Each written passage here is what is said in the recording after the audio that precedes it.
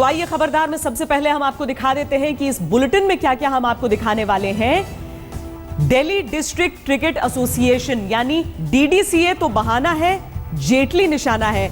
आम आदमी पार्टी ने आज आरोपों की झड़ी लगाकर वित्त मंत्री अरुण जेटली को घेरा।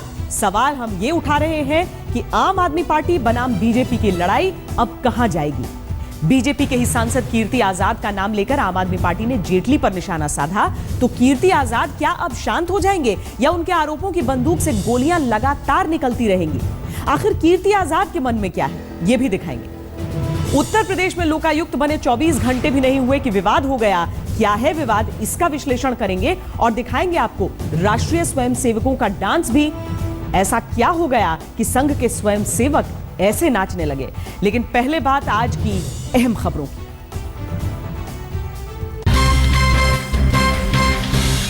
मुंबई में एयर इंडिया के एक प्लेन के इंजन में फंसकर एक टेक्नीशियन की दर्दनाक मौत हो गई। बुधवार रात छत्रपति शिवाजी एयरपोर्ट पर फ्लाइट नंबर A619 हैदराबाद के लिए उड़ान भरने वाली थी, तभी यह हादसा हुआ। कहा जा रहा है कि को पायलट ने सिग्नल समझने में गलती की और इंजन चालू कर दिया। इसके बाद वहां खड़ा टेक्नीशियन इंजन में खींचा चला गया। हादसा बुधवार रात 8:40 पर हुआ, जब फ्लाइट हैदराबाद के लिए उड़ान भरने वाली थी। टेक्नीशियन रवि सुब्रमण्यम वे पर पार्क प्लेन के पास मेंटेनेंस के लिए खड़े थे, तभी हादसा हो गया। डीजीसीए ने मामले की जांच के आदेश दे दिए हैं, साथ ही घटना पर अफसोस जाहिर किया है। सवाल यही है कि क्या ये सिर्फ हादसा है या भयंकर चूक। अलकायदा के तीसरे संदिग्ध आतंकी को दिल्ली पुलिस की स्पेशल सेल ने गुरुवार को यूपी के संभल से गिरफ्तार किया। बताया गया है कि ये आतंकी भी पाकिस्तान से ट्रेनिंग लेकर लौटा है।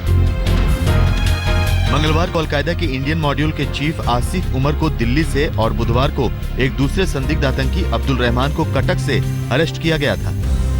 स्पेशल सेल के सूत्रों के मुताबिक अलकायदा के आतंकियों का पकड़ा जाना बताता है कि आतंकी संगठन भारत में जड़ें मजबूत करना चाहता है, यानी सुरक्षा एजेंसियों के लिए अलकायदा नई चिंता है। उत्तर प्रदेश के नए लोकायुक्त की नियुक्ति भी संदेह के घेरे में आ गई है। इलाहाबाद हाई कोर्ट के चीफ जस्टिस DY चंद्रचूड़ ने नए लोकायुक्त की नियुक्ति पर सवाल उठाया है। जस्टिस चंद्रचूड़ ने कहा है कि लोकायुक्त पद के लिए जिन 5 लोगों का नाम भेजा गया था, उनमें वीरेंद्र सिंह के नाम पर उनकी सहमति नहीं थी। इस बाबत हाईकोर्ट के चीफ जस्टिस ने यूपी के राज्यपाल और सुप्रीम कोर्ट के चीफ जस्टिस को खत लिखा है। मैंने अखबार में यह पढ़ा है कि ऐसा पत्र भेजा है। अब मैं जब जाऊंगा और आया होगा तो फिर मैं आपको बता दूंगा।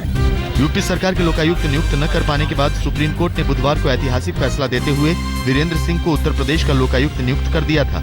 हालांकि वीरेंद्र सिंह को भी मुलायम सिंह का करीबी माना जाता है। तो सवाल यही है कि क्या समाजवादी पार्टी ने नियमों का उल्लंघन कर वीरेंद्र सिंह को लोकायुक्त बनवाने में कामयाबी पाई।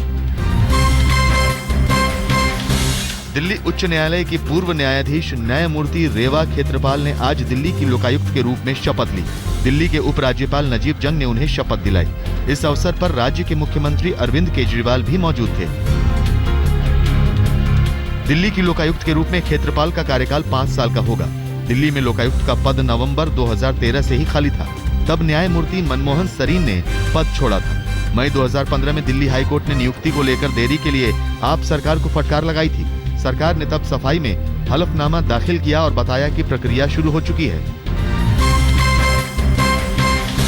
अपने बयानों और ट्वीट से बीजेपी की मुश्किलें बढ़ाने वाले बीजेपी सांसद शत्रुघ्न सिन्हा अब अपनी किताब से पार्टी को परेशानी में डाल सकते हैं। शत्रुघ्न सिन्हा ने किताब लिखी है एनीथिंग बट खामोश।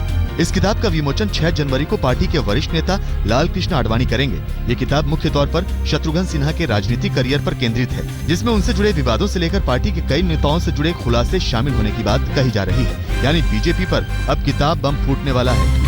उस राख से बारूद बने उसे विश्वनाथ कहते हैं। खामोश।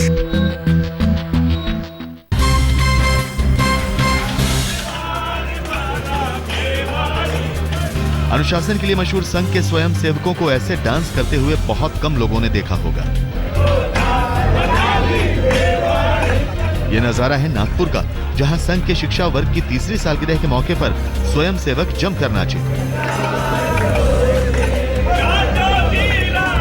महाराष्ट्र के सीएम देवेंद्र फडणवीस समेत कई विधायक भी यहाँ मौजूद थे। वैसे नागपुर में ही कुछ घंटे पहले संघ प्रमुख मोहन भागवत ने आरक्षण पर फिर बयान दिया। उन्होंने बिहार चुनाव के अपने चर्चित बयान से पलटते हुए कहा कि जब तक देश में सामाजिक भेदभाव खत्म नहीं होता, आरक्षण खत्म नहीं होगा। सामाजिक भेदभाव जब तक है तब तक सामाजिक आरक्षण चलेगा, ये संघ का कहना है। और अब वो मुद्दा जो लगातार छाया हुआ है, शुरुआत उसकी एक छापे से हुई थी, लेकिन अब लड़ाई अलग ही दिशा में निकल गई है। 2 दिन पहले दिल्ली सचिवालय पर सीबीआई छापेमारी का शोर था। फिर केजरीवाल ने उस छापेमारी को ऐसा सुर दिया कि अब सिर्फ डीडीसीए में गड़बड़ियों का शोर सुनाई दे रहा है। आम आदमी पार्टी आरोप लगा रही है, बीजेपी उन आरोपों का जवाब दे रही है। जेटली जी के भ्रष्टाचार को बचाने के लिए उनके दफ्तर पर रेड डाली जाती है। भ्रष्टाचार के साथ खड़े हुए जब रंगे हाथों पकड़े गए हैं तो केवल एक चारा है कि लोगों का ध्यान दूसरी तरफ आकर्षित हो। मामला दिल्ली सचिवालय पर सीबीआई की छापेमारी से शुरू हुआ था और डीडीसीए तक पहुंच गया। केजरीवाल एंड पार्टी ने अरुण जेटली को घेरा और सिलसिलेवार आरोप जड़े कि फिरोज शाह कोटला स्टेडियम के पुनर्निर्माण में 90 करोड़ का घोटाला किया गया। डीडीसीए ने 5 संदिग्ध कंपनियों को पैसे दिए। 10 कॉर्पोरेट बॉक्स को बिना अप्रूवल के बेचा गया। बिना मंजूरी एक ही काम के लिए बार बार पेमेंट किए गए। डीडीसीए ने 3 कंपनियों को 1.25 करोड़ का लोन दिया। 10 कॉर्पोरेट बॉक्सेस को 10 कंपनियों को बेच दिया जाता है। पहला सवाल, किस कंपनी ने यह बेचा? उसको, उसके साथ जेटली जी के क्या रिश्ते थे और उसको कमीशन कितनी मिली गई, ये सार्वजनिक करा जाए। आम आदमी पार्टी के आरोपों के बाद डीडीसीए ने बिना देर लगाए अरुण जेटली का बचाव किया।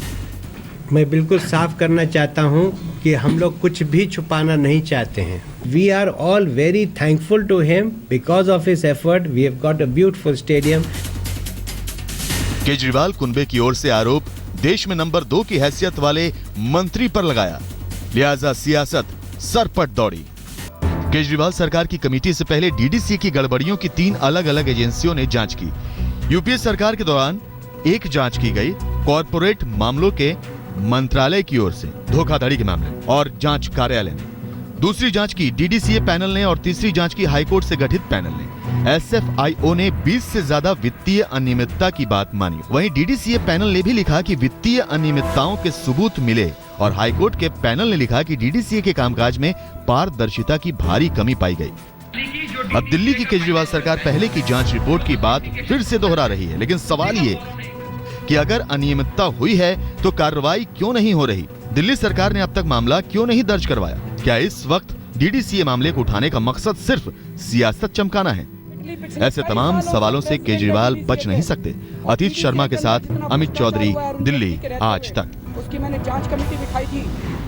दरअसल डीडीसीए में घोटाले की बात आज की नहीं है, सालों से इस बात पर चर्चा हो रही है और इसीलिए जांच की बातें भी आप सुन रहे हैं। सवाल इसीलिए उठ रहा है कि क्या ध्यान भटकाने की कोशिश है डीडीसीए के मामले को उठाना? क्योंकि कीर्ति आजाद के पास जिस तरह के सबूत हैं उससे कम ही सबूत उन फाइलों में मिले होंगे जो मुख्यमंत्री दफ्तर में अगर पढ़ने की कोशिश भी हुई होगी। बहरहाल आरोप हैं तो प्रत्यारोप भी हैं, सबके अपने अपने दावे हैं और इस सब के बीच सियासत गर्मा चुकी है।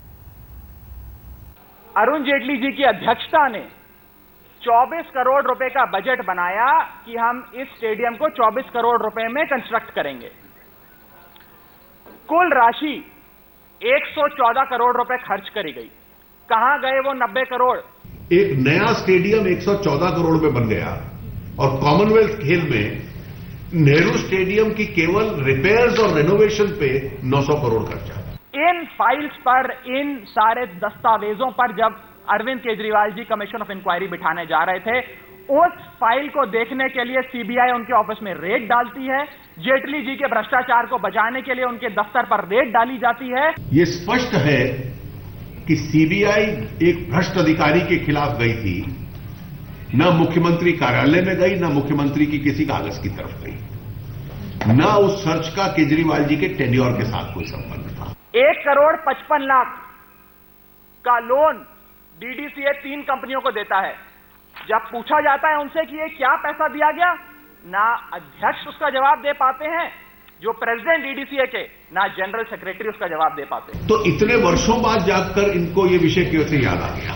आज तक तो किसी ने सार्वजनिक जीवन में उंगली भी नहीं उठाई। अरुण जेटली जी की अध्यक्षता में भ्रष्टाचार हुआ, उनकी सहमति से भ्रष्टाचार हुआ। आज हम डिमांड करते हैं मोदी जी से कि अपने भ्रष्ट मंत्री को हटाएं।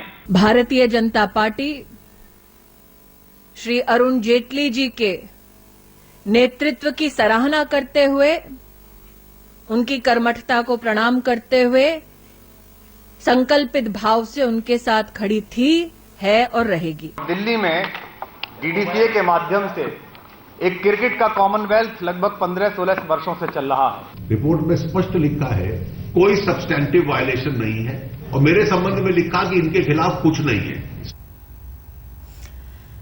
तो एक भरोसे के प्रधान सचिव का भ्रष्टाचार पर्दे के पीछे जा चुका है, जिस पर चर्चा हो उठी है वो है डीडीसीए। डीडीसीए में गड़बड़ियों को लेकर अरुण जेटली के खिलाफ बीजेपी के ही सांसद कीर्ति आजाद ने शिकायत की थी। जब आम आदमी पार्टी ने डीडीसीए में फैले भ्रष्टाचार पर कीर्ति आजाद का नाम लेकर अरुण जेटली पर निशाना साधा, तब बीजेपी के संगठन मंत्री रामलाल ने कीर्ति आजाद को तलब किया। आधे घंटे तक करीब ये मुलाकात की चली। हमारे संवाददाता राजदीप सरदेसाई ने कीर्ति आजाद से बात की। डीडीसीए मामले को लेकर जो विवाद उठा है उसको लेकर आम आदमी पार्टी ने अरुण जेटली, वित्त मंत्री, फाइनेंस मिनिस्टर को टारगेट किया है और इन सब के बीच में वो व्यक्ति है जिन्होंने ये मामला पहले उठाया था और वो भी बीजेपी के सांसद है कीर्ति आजाद, पूर्व टेस्ट क्रिकेटर। कीर्ति जी, आपकी जो मुस्कान है एक तरह से दिखाती है आप बड़े खुश हैं कि आप ही के वित्त मंत्री को आम आदमी पार्टी ने डीडीसीए मामले को लेकर टारगेट किया है। देखिए, ये जितने पोस्ट एमपी के होते हैं, मिनिस्टर्स के होते हैं, टेम्परेरी होते हैं। आप जीत गए, आपकी सरकार है तो आप बन गए। अदरवाइज जो भ्रष्टाचार का मामला है वो भ्रष्टाचार का मामला है। मैं 4 बजे रविवार को सारे खुलासे करूंगा। नहीं, ये मुझे बताइए, क्या आपको लगता है सही होता है कि एक पार्टी का सांसद किसी अपने ही पार्टी के एमपी के विरुद्ध इस तरह की बगावत करे? आज अरुण जेटली ने ब्लॉग में लिखा है एक एमपी लगातार ये कैंपेन चला रहा है और उसका फायदा आम आदमी पार्टी उठाना चाहती है पूरे इशू को एक तरह से डाइवर्ट करने के लिए। आम आदमी पार्टी को आई कितना दिन हो गया, वो अब क्यों उठा रही है इशू? तो कांग्रेस को भी उठाना चाहिए था, कांग्रेस ने कल उठाया था। मैं तो एक करप्शन की बात कर रहा हूँ, उसके अलावा तो कोई दूसरी बात मैंने किसी के ऊपर की नहीं। जो करप्ट है उसको टांगो, मैं गलत हूँ मुझे टांग दो। ये एंटी पार्टी नहीं है, ये एंटी पार्टी नहीं है, ये बगावत नहीं होगी। कहाँ से बगावत है?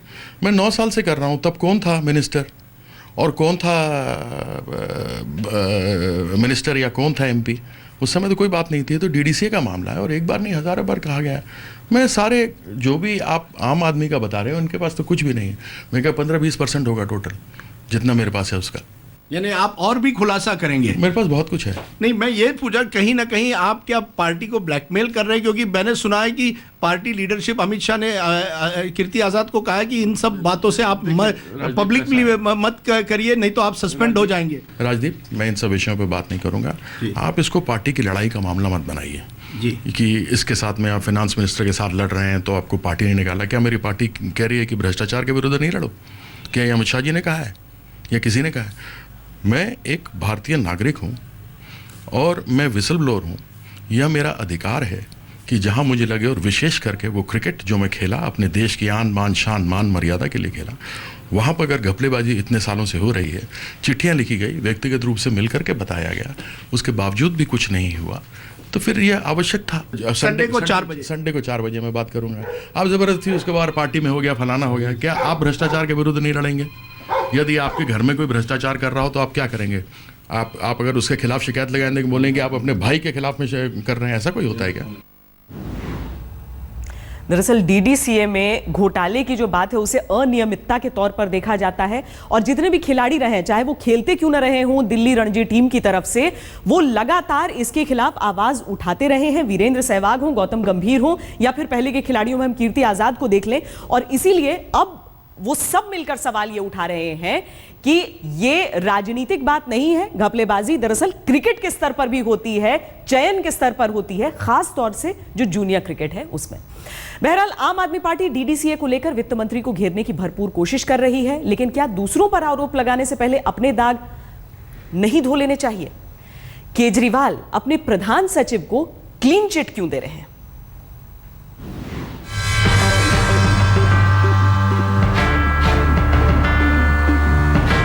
पिछले 3 दिनों से सीबीआई लगातार केजरीवाल के प्रधान सचिव राजेंद्र कुमार से पूछताछ कर रही है और शायद ये जानने की कोशिश कर रही है कि उन पर लगे भ्रष्टाचार के आरोप कहां तक सही हैं।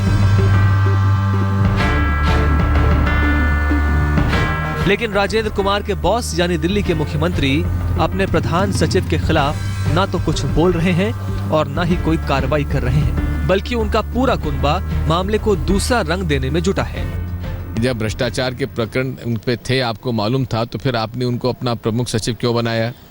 उससे बचने के लिए उन्होंने अब डिफ्लेक्ट कर दिया है डीडीसीए पर, और डीडीसीए में अगर उनके पास कोई ठोस प्रमाण है तो एफआईआर दर्ज करें। लेकिन सवाल ये कि अगर डीडीसीए में गड़बड़ी हुई तो क्या राजेंद्र कुमार का भ्रष्टाचार भी सही है? अगर डीडीसीए मामले में अरुण जेटली पर आरोप है तो राजेंद्र कुमार पर लगे भ्रष्टाचार के आरोप खत्म तो नहीं हो जाते? जब राजेंद्र कुमार पर छापेमारी हुई तभी केजरीवाल को डीडीसीए केस याद क्यों आया? सवाल ये भी कि केजरीवाल ने राजेंद्र कुमार पर भ्रष्टाचार के आरोप और डीडीसीए में गड़बड़ी के मामले को दर्ज क्यों नहीं कराया? ये राजेंद्र कुमार के लिए जांच हुई क्या? ये जांच हुई जेटली को बचाने के लिए, यही बताया जा रहा है। राजेंद्र कुमार के लिए जांच हुई होती तो मुख्यमंत्री के फाइल लेके नहीं जाते सीबीआई वाले। ये कह रहे हैं कि उनको जांच जो कर रहे हैं उनको करने दें, हम उसमें कोई जांच करें ना, जांच कौन रोक रहा है उनको? आंदोलन के वक्त से केजरीवाल भ्रष्टाचार को लेकर सीधा इस्तीफा मांग लिया करते थे, लेकिन राजेंद्र कुमार के खिलाफ आरोप लगे, एसीबी ने मामला दर्ज किया और पूछताछ भी की। तब केजरीवाल खामोश क्यों बैठे रहे? ट्रांसपेरेंसी इंटरनेशनल ने भी चिट्ठी लिखकर आगाह किया, तब भी कार्रवाई क्यों नहीं की? जब आप रंगे हाथों किसी चीज में पकड़े जाते हैं, जब आपको बोलने के लिए कुछ छूटता नहीं, अब उनके पास कुछ कहने के लिए बचा नहीं, तो इसलिए आप ऐसा हिट एंड रन का जो आपकी आदत है, आप आरोप लगाइए और उस आरोप पर आप बोलते रहिए। जब से केजरीवाल ने सत्ता संभाली है तब से किसी न किसी बहाने से केंद्र के खिलाफ मोर्चा खोलते रहे हैं। कभी मुख्य सचिव का मसला तो कभी दिल्ली पुलिस का। इसी दंगल में करीब 1 साल बीत चुका है। इस दौरान कोई काम ऐसा नहीं हुआ है जिससे केजरीवाल आम आदमी की उम्मीदों पर खरा साबित हो। मौसमी सिंह के साथ अहमद अजीम, दिल्ली, आज तक। डीडीसीए में गड़बड़ियों की आवाज सालों से उठ रही है। उम्मीद है अरविंद केजरीवाल वाकई इस पर कार्रवाई करेंगे, लेकिन कम से कम दूसरे दाग को दिखाकर अपने दाग को हल्का समझाने की कोशिश न करें। फिलहाल वक्त है एक ब्रेक का, आप रहिए खबरदार।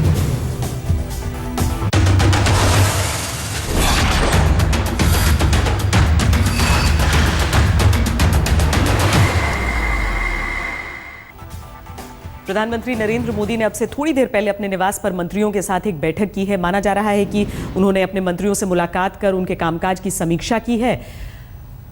दरअसल प्रधानमंत्री ने अपने मंत्रियों को सोशल मीडिया पर ज्यादा एक्टिव रहने की सलाह दी है कि अपनी उपलब्धियां वहां पर बताएं, या फिर जो भी साफ सफाई होती है, जो सफाई देने का काम होता है, वो करें वहां पर। साथ ही ये कहा गया है कि जब भी वो किसी टूर पर जाते हैं तो लोगों को सरकार की नीतियों के बारे में जरूर बताएं।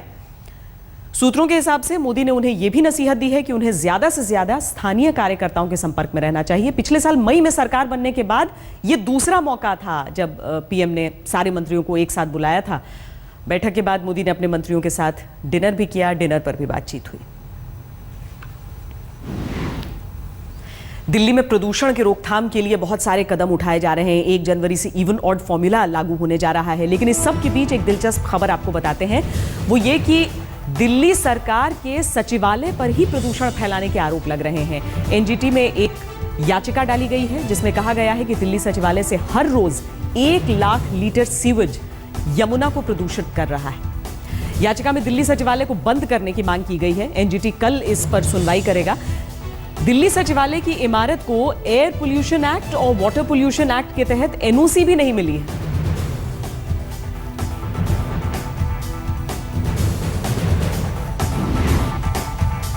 खबरदार में आज के लिए इतना ही। ब्रेक के बाद विशेष में मौसम पर खास नजर। दिल्ली के प्रधान सचिव के खिलाफ सीबीआई की रेड की, जिसमें अब से कुछ देर पहले राजेंद्र कुमार सीबीआई के दफ्तर पहुंच गए।